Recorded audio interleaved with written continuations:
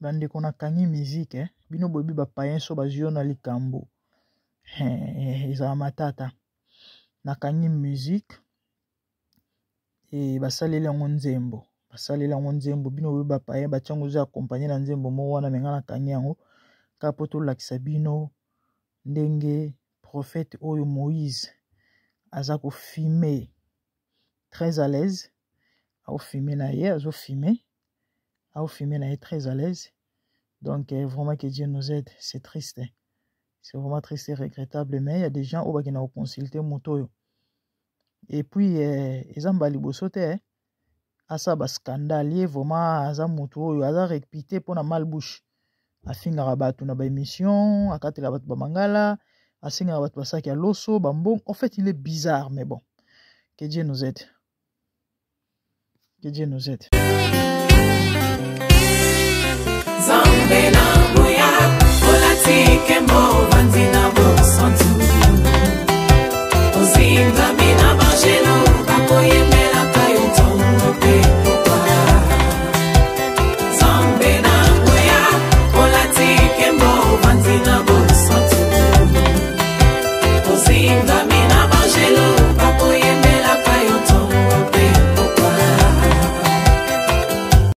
MDG TV, une chaîne ointe pour la cause de Christ.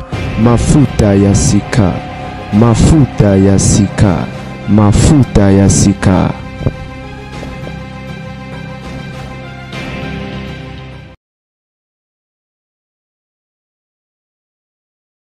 Moto bande MDG TV mafuta ya sika nzamba pambolela ngai bino bandeko to lisusu na cadre ka ya actualité pe kopesa basango kopesa conseil ndenge to mesana.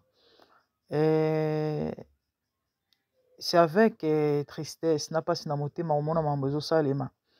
C'est vrai eza babiloko oyo mokonzi alobela Yesu alobela par rapport ya basigne à temps de la fin. Kande na bisaki bino bandeko soki tosala émission oyo eza mpona kofungola bato miso. Bandeko ebele bayebi prophète oyo Moïse aza réputé na malbouche, impolitesse. Akatela batu ba mangala ya makasi alobela batu mabe so obengi en fait eza parmi ba manki ona o ezo salema obengi prophète dijar que non nana problème nana likambo boye et prophète a émission net ba makambo moko boye et o ezo leka na vie na yo ou encore par rapport à problème obengi lié siko ya ye ezalaka elo moko ya dijar o ko bengi neti mukomsu na mona video mo na TikTok. Ah prophète na bengi parce que nana problème ya libala. Maman nzamba zo lakisa ngai kabwana na mibali 7. Et musu ezaki okufela mibali 5, voilà. Et puis ozo benga ngai po na sope po na sala nini okanti ngai ba mibali oli akatele lingala obine mabe. Bande otokende tozonga soki eza ya solo mwasi wana kufela mibali to aza ndoki po alobai ke yo mo muto boma mibali na yo si tel est le cas, mais c'est un esprit. Sorcellerie eza neti maladie. Mosel na nzambo za na révélation to wana nzambe ya solo Bible yana posa bato babongola mitema bato babika akote ya mutu wana eno akogangela ya kobengana eza na sensité. Donc en fait lui il est réputé par rapport ya babiloko abongo ba bêtise na ya salaka ba pétage na ye ezala ya bajar wana lobengi alobino eloko mo boye do apesa ba prophétie mo boye de ya ndenge mais bizarrement bato balandaka ye mingi bato babengaka ye batindelaki bambongo. Imaginez prophète mobimba ye asinga bato na ba 10 sac ya loso obengi o expliquer problème na episode so ba 10 sac ya loso somba boye tinda mbongo autant. Donc en fait babiloko ya salaka yango wana bandeko prophète o mela cigarette soki noir na nganda ya noir ba filmer ba tina réseaux sociaux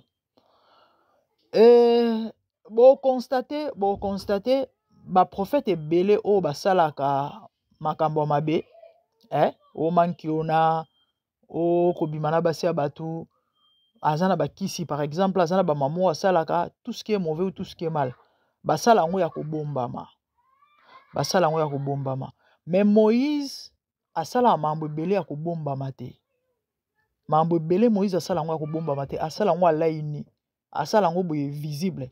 Siko babiloko o aosala ya babiloko moko eza scandale ya kosakana te. Mais aosala ngo na miso ya bato. Or mosali na nzambe ya solo akopréserve ba âme. Surtout ba âme oyo eza faible. Surtout ba âme oyo eza faible. Mosali na nzambe ya solo akopréserve ba âme.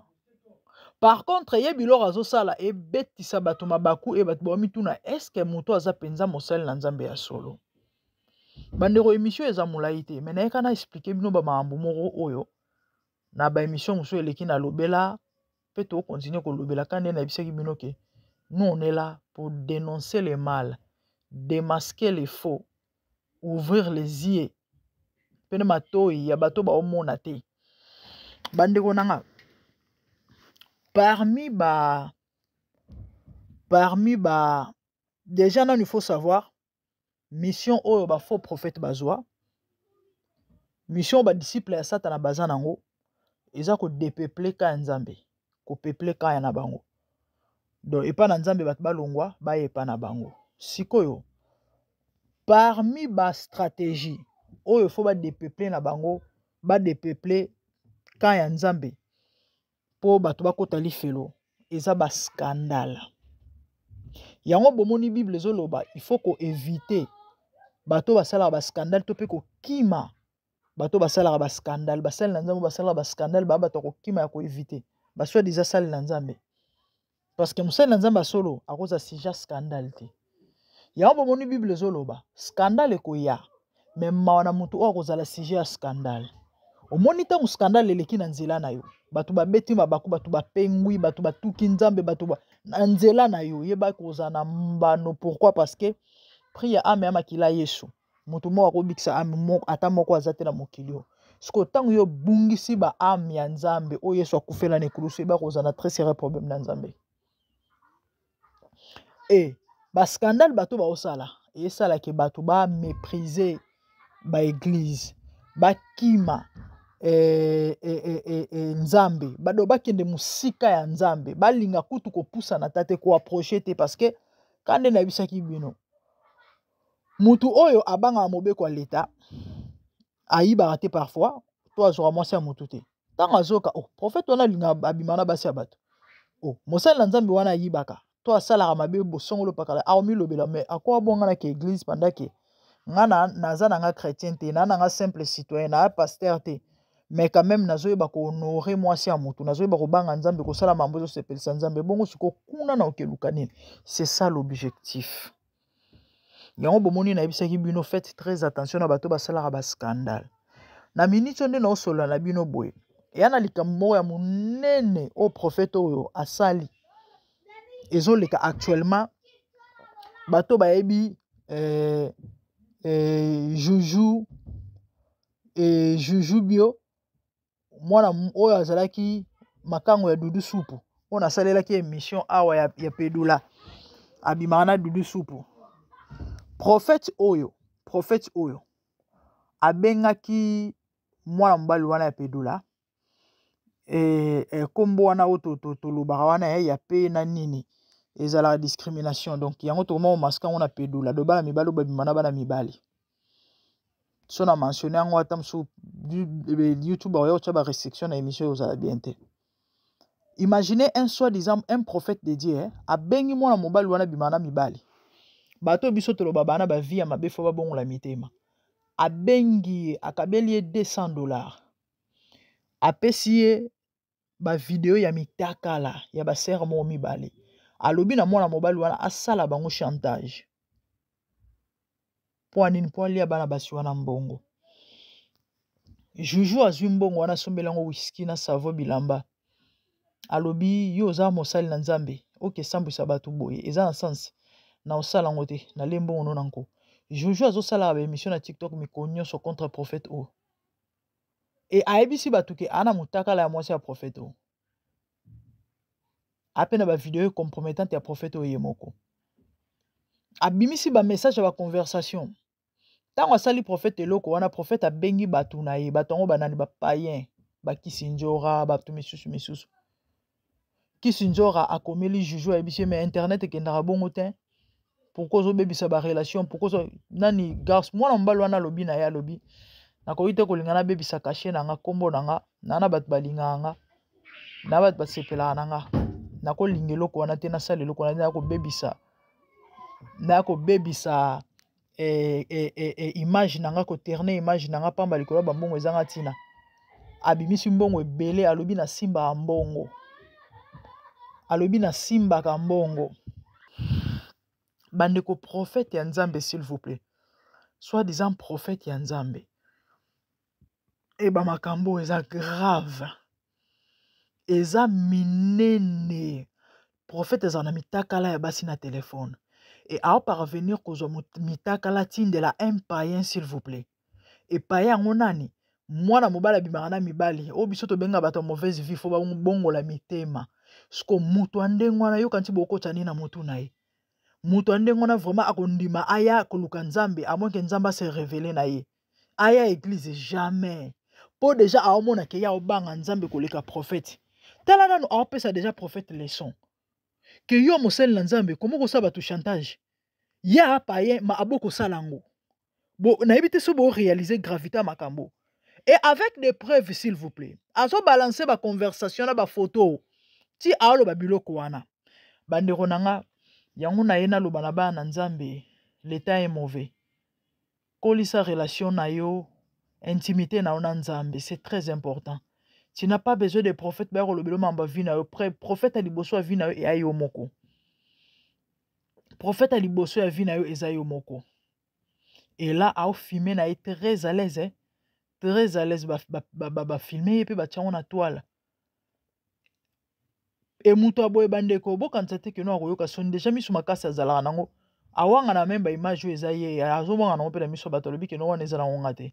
En fait ils savent ce qu'ils font ces gens bayebi makambo nini baosala e baa na mission oyo bango bayela e aza na église ya monene na Kinshasa auta este aza soki rescapé ya guerre elo mwa bajar wana aza na église ya monene ana bato tala ebele e imagine ezaka basi ba victime basi bauta ti bapoto bakende Kongo koluka moto aboye me moto aboye aolala akobize na bino nyonso ti batindelaki bambongo bapesaki bambongo me bato baserie neti babiso oyo sengata mutu aide soutien ya baevre ya baevre charitable musutu osalaka ya fondation ya ba orphelin mama lukela biso ata mwa soki combien tokende kolesa babola Bible zoloba qui donne aux pauvres prête à l'éternel. Nzamba robosa nota opambola yo awebiso wana mbongo te mais po prophète apesa ba prophétie lokuta plus grave awebise yaka tokuta na Nzamba yebisinga makambo moko tanga ke kuna prophète yebise non il faut ngana yo to sangisa symbiose po problème no esila ake prophète alalié abimisi ta mso $1000 babakisi botuto na libabe na nzoto citation et s'empirer na vie na ye changement ezate bandeko ya mawa mingi pa na Nzambe bofungola misu eza su tante ya mutu alandaka mutu na sima prophète pasteur po ayebisa ye makambo ya vie na ye to po alukele Nzambe to ana ta grâce o mutu tu ana accès na présence ya Nzambe pona ba don prophétique et mutu déjà chrétien nyonso andimeli Yesu wana molimo santo ana capacité ko déclencher ba prophétique kati na ye et dépendre ka na discipline na yo et dépendre ka na discipline na yo il faut luko passer plus temps na Nzambe ke na bato il faut méditer la Bible il faut tanga la Bible il faut tambola na crainte ya Nzambe il faut se discipliner ebele et là babilo mususu oluka ngote automatiquement ya omo bana kosala mais malheureusement le temps que nous vivons baza tellement distrait a préféré à passer temps na ba futilité na mambo zanga tina na réseaux sociaux pendant journée mobimba na ba émission ezo ko finga ezo mais tant pour luka Nzambe ana ngote bandeko nanga que le Seigneur nous aide Nzamba okamawa mukilo yana makambo c'est compliqué bilembo tango asuke ko kisama ya ona lobayi bandeko nangai na osala émission pona benda bana Nzambe matoi yo ozomona biloko aboye kolemba nzoto te bato wana baza basali na nzambe te basali ya diable basali na nzambe solo baza mpona koyeba bango il faut bondela nzambe révéler yo oyo oza nango besoin eza relation na nzambe ezala malamu de façon que lelo soki enlèvement esalemi otikala te ou encore soki okufi okufa kati na bonzambe. Toi qui n'as pas encore reçu Jésus dans ta vie, c'est le moment. Oyebi we koya lobite. Liwe équipé sous tes âges. Mokolo mwana moke, mobali mwasi e mema mututu. Nde on a biso lisi kunda uti ko kufa. Asala yi crise. Moko ya bakunda sister to sala ki émission. Je profite pour en parler parce que l'émission te précisa ki ta kufi na nini. Asala yi ka crise. C'est vrai baneko yuko mo ba malaise na nzoto. Makolo baner mo pe ko vimba et tout ça. Mais elle est malade, ce qui est ndenge to ba ezala rota bela ki akoto hôpital non. Elle a fait une crise. Elle avait même pas 60 ans. A couffé à flair d'âge. Quarantaine ou cinquantaine, je sais pas. A couffé à flair d'âge, quarantaine je crois. A couffé à flair d'âge. Akei. Maman papa o ebité nini ezelo lobi. Donc il faut aller après partout. Na moma nyonso lelo so okei ekuta yo na eta ya malamu na attitude ya malamu poza na kimia bane o mokili eza kobeba mokili obomona eza kobeba siko bato aboye tanga obima no sema sinyango otikelo sema sinyango otikela yo ya on a vu tous ces pasteurs qui font des scandales baza ba serviteur à diable bible zolo ba scandale oya mema na muto za sija scandale. Objectif eza ko pengwisa batu ko bungisa ba ama nzambe yango bomoni lelo batu bakomana ba langage église na kesa nini po nini likola ba mambo ba mona ba pasteur soit disant na ba prophète ba osala ba faux serviteur bazosala ko abize na bana batu ba église ebele bomona ba ndikuza ba synagogue satana nzamba za kuna te e ba pasteur mingi ba prophète ba pédophile ya kosakana te ba victime na bango za bana nde baoza ba victime ba proie na bango bana ya bato ba mineur bana bato ka ayebi mobali te. Pourquoi? Moi si tango zuye virginité spirituellement parler, c'est significatif. Peut-être on aura le temps d'en parler prochainement. Moutoana misala mabe. Tanga bimina yo ya mbala liboso e bimi balite ya baby selio vie. Ezala bato mutwa de verger za mutwa misala maba baby selio vie. A posséder étoile na yo, aura na yo, oto bengara moto, eloko eso sala yo. Et siko bango basala biloko na pourquoi pour utiliser aura ya bana wana to pe ba étoile ya bato eza pasi eza mawa yango bandeko na yebisaki bino l'autre fois bo veiller na bana na bino, faites très attention. Eza tango kino ko se confier na prophète te to passer kino ko tikela mwana na yo kei na yo asale soki ba délivrance soki biloko nini équipe te mwana mobali ya mwasi to sala ki émission soki un mois passé il y a un jeune prophète a ko pénétrer mwana batu ya mobali s'il vous plaît na sima mwana 11 ans aza ko tumula mwana batu lola ba Moïse bandoki bato misala mabe 12 malin ndenga zawana et ba proie na eza basi. Na ebité to lo bana monoro nini, c'est toujours les femmes. C'est toujours les femmes. Na ebité to lo bana monoro nini. Même ba prophète ba mal répété ba tunyo so ba yebi que non, oyo yo mutute. Ba to lo ba Ézéchiel, prophète ba ange. Mais chose étonnante, sur ça la live na TikTok bo mona ba to batondi ba senga ba message prophétique. Donc, il faut comprendre qu'en vous, tout le monde battre plein à niveau moko ya osakanate. Donc, mutuane est capable de kelinga pe mutuali boma. Pour asa tellement envoûté pour nga ele kelanga i comme na bateau ba yeba ni ke non ba bato basalaka ba scandale ba bato baza sérieux te baza bato mutu lokola Moïse wana déjà ka modèle se comportaka. Est-ce que apenza mutu o mutu akopesa litoya yoka ye apenza mutu o mutu okende ko consulter mais ya kokamo ezaki bato bakenda kaka place fo mona que non les gens sont aveuglés na niveau moko ngai elekela ngai ye moment ata kutu aveuglement ngo balobi je sais pas et le banango pasteur moko et moi il faut contrôler ces envoûtements parce que non c'est grave après lobby bobandi ko accuser bato. Les amis, faites très attention. Oh, ça moment te tenter à repasser sa confiance c'est pas ya mutu soit déjà prophète pasteur mukile ya mabe satana ayebi kasi akomi na suka oyo elobaka tata moko asi azwi 70e vitesse ya autoroute vitesse à suka po ayebi ka ana temps souté donc il faut vraiment na bebisa ya suka nakota lifelonga moko te nde loko diable osala na ba agent na ye mais malheureusement bato bana bango ka distrait bato ba distrait bandeko bobima na distraction bosambelaka botangaka bible bozwaka ta koluka nzambe. Malheureusement congolais soko oyebi spécial programme ya prière te na internet ye moko akosambela te. Il faut kota prière à 23h to ya minuit po aprier lala. Na pendant confinement bandeko bato bele bazongela boke bato bele bazongela alcool bele bazongela kindumbe bele bazongela makambo mabe. Pourquoi? Parce que l'église ekangamaki.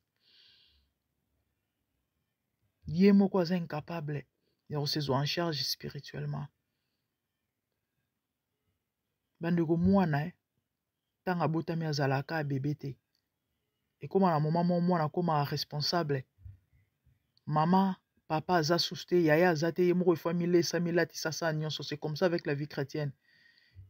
Timbula nini yo bana kolakisaka yo makambo nzambe timbula nini yo bana kolakisaka il faut kosambela timbula nini yo bana kodictaka yo makambo kosala moto abongoli motema sekana ko comprendre yo bandi osambela depuis quand ozala na Congo za mwana muke mama mno anomi maro na église obano keta mususu ba groupe soki ya nini obane ko yemba ya mususu obane ozali na ba activité na église. Ça fait combien de temps yo sambela ka yo ça fait combien de temps yo kenda ka église mais lelo so balobi église ekangami obosa nde basala la prière bible kutu bosana otanga ka so pasteur alobi to fungola Matthieu 5 yo moko na ndako tina pas l'état. Ah mais franchement oza malheureux mena ma mususu tano obimisaka makasi obimisaka miso obimisaka ofungolaka matoyi na bambuma zolo nyonso munoko makambo eza important oyo eza ya molimo oza kutu kuna tokipaka te et pourtant yango nde lobiko na yo. S'il vous plaît bana na nzambe tozwa conscience sino te eozala pasi na mikolo ezoya. Le paradis est réel, l'enfer est réel. Moutako saote. Si réellement tu as l'esprit de Dieu, si réellement tu as reçu Jésus, Nzamba lobara même na bandoto. Il y a des événements, des réalités spirituelles où existaka. Okoki même pas ko douter nango, à moins que oza vraiment mutumoko oza vraiment na kata ténèbres ya makasi. Mais ce qui a tellement moins de pelara ya moke, o comprendre que un jour il sort zongaka. Au comprendre qu'un jour on a okufa. Au comprendre qu'un jour mukile aussi là. Tozwa conscience bandeko. Tozongela nzambe, tobongisa na nzambe. Toluka relation personnelle na nzambe, tutikana mamba bilanda landa biluka luka bibenga benga bikota kota. Parce qu'il y a trop de réalités. Vraiment je crois bandeko. Abonnez-vous massivement sur MDGDTV Mafuta ya Sika. Moi c'est la grande dame, mais tout le monde a nimbalasi ma propre et merci, au revoir. Bye. Bandeko na kangi musique, bino bobi ba payen so bazio na likambo. Eza matata.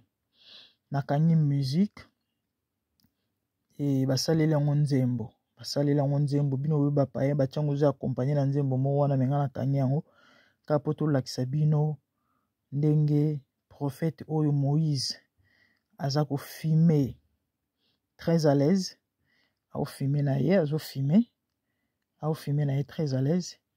Donc vraiment que Dieu nous aide. C'est triste. C'est vraiment triste et regrettable. Mais il y a des gens qui ont consulté Motoyo. Et puis, ils ont bali bosote. Asa ba scandale vraiment aza Motoyo. Aza réputé pour la malbouche. Afinga rabatu na ba émission. Akate la batu ba mangala. Asinga rabatu ba saki a loso. Bambon. En fait, il est bizarre. Mais bon. Que Dieu nous aide. Que Dieu nous aide.